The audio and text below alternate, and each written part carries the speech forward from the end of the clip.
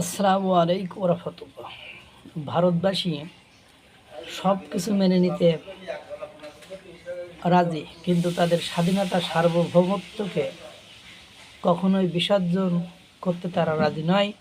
তারা স্বাধীনতা সার্বভৌমত্বের ক্ষেত্রে আপোষহীন।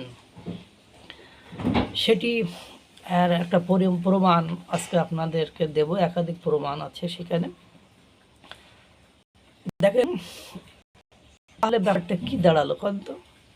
প্রধানমন্ত্রী সেলফি ভিডিও বার্তা দিলেন এবং একাধিক সেন্স শুরু হলো। ধর্মেন্দ্র প্রধান পদত্যাগ করলেন।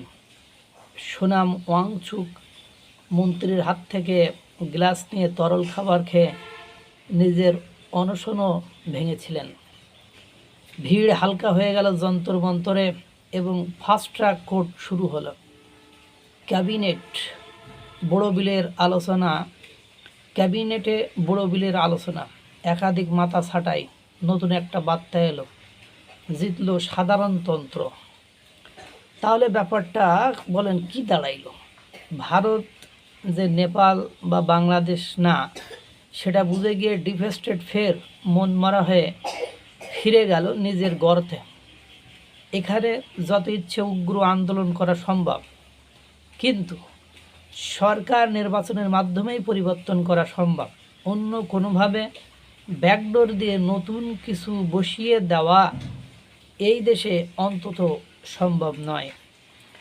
ভারত সরকার নিজের প্রজার কাছে, বাচ্চা ছেলেমেয়ের কাছে শত কোটিবার মাথা নিচু করবে, এটা আন্দাজ পাওয়া গেল। কিন্তু এতে 1% বিদেশি মদত থাকলেও যে আলোচনার টেবিল বন্ধ, সেটা স্পষ্ট হয়ে গেল।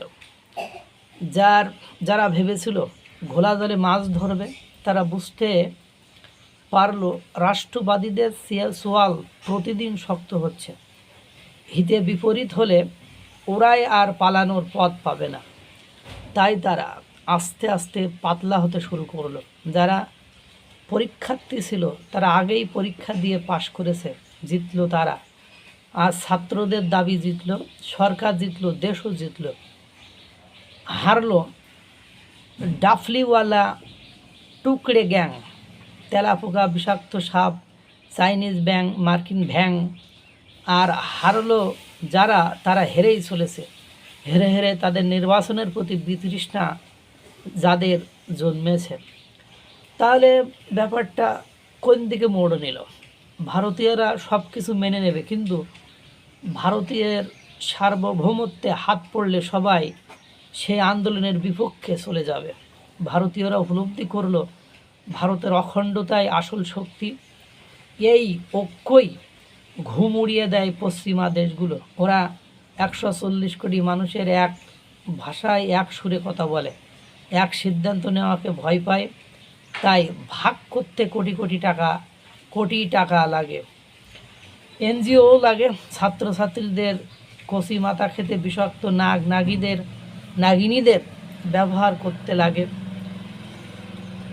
এখন দেখেন এই যে কত কিছু আপনাদের লাগে, কিন্তু দুর্ভাগ্য হলো সত্য যে এত কিছু ব্যবহার করেও, বিদেশ থেকে কুরিয়ার করে খাবার পাঠিয়েও, চতুর্দিক থেকে সমর্থন দিয়েও আমরা তোমাদের সাথে আসি বলেও কোনো লাভ হয়নি।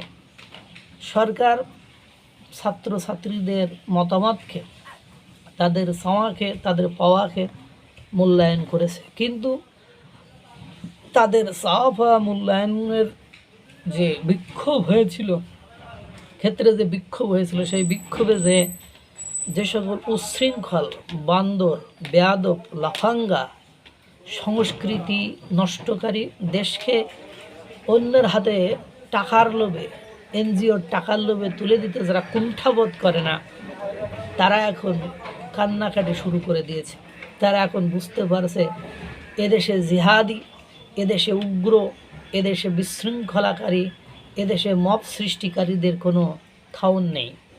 তারা উপলব্ধি করতে পেরেছে এদেশের সংবাদ মাধ্যম স্বাধীন, এদেশের প্রশাসন স্বাধীন, এদেশের বিচার বিভাগ স্বাধীন, এদেশের আইন বিভাগ স্বাধীন, এদেশে প্রতিবেশী রাষ্ট্রগুলোর মতো ইচ্ছা মতো সরকার পরিবর্তন করার চিন্তাভাবনা নিছক বাতুলতা এবং বোকামি বই আর কিছুই নয়।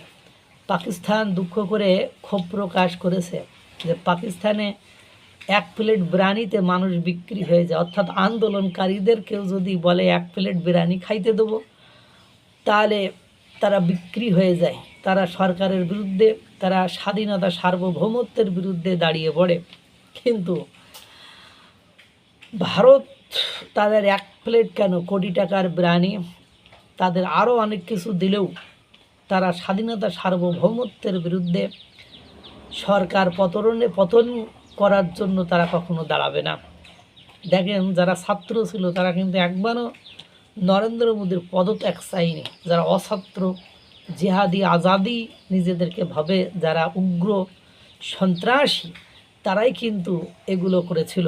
যারা বিরোধী দল, রাহুল গান্ধীর মতো লোক নির্বাচনে, যাদের টিকি পর্যন্ত দেখা যায় না, অস্তিত্ব খুঁজে পাওয়া যায় না, যারা ক্ষমতা থেকে যোজন যোজন দূরে, যারা নির্বাচনের মাধ্যমে আর আগামী 50 বছরও ক্ষমতার ত্রিসীমানায় যাইতে পারবে না, তারা মনে করে যে ডিপ স্টেট, বিদেশি শক্তি ছত্র ছায় যদি কোনোভাবে পাল্টি মেরে ক্ষমতাচ্যুতি করা যায়, স্বাধীনতা সার্বভৌমত্ব যেখানে যায় যাক, আমি ক্ষমতায় যেতে পারবো, সেই আশায় বুক বাঁধে রাহুল গান্ধীরা এইসব করার চেষ্টা করেছে। কিন্তু ছাত্ররা সেই ফাঁদে পা দেয় নাই। তারা স্বাধীনতা সার্বভৌমত্বকে সম্মান করে দেশের শান্তি বজায় রাখতে তাদের দাবি পূরণের পরে তারা তাদের স্ব ঘরে ফিরে গিয়েছে।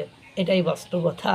এখানে যত চেষ্টাই করেন না কেন, স্বাধীনতা সার্বভৌমত্ব অক্ষত থাকবে। স্বাধীনতা সার্বভৌমত্ব অক্ষত রাখতে জনগণের 140 কোটি মানুষের, জনগণের অধিকাংশের ভেতরে ঐক্য বিরাজমান থাকবে।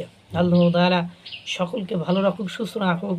আসসালামু আলাইকুম ওয়া রাহমাতুল্লাহ।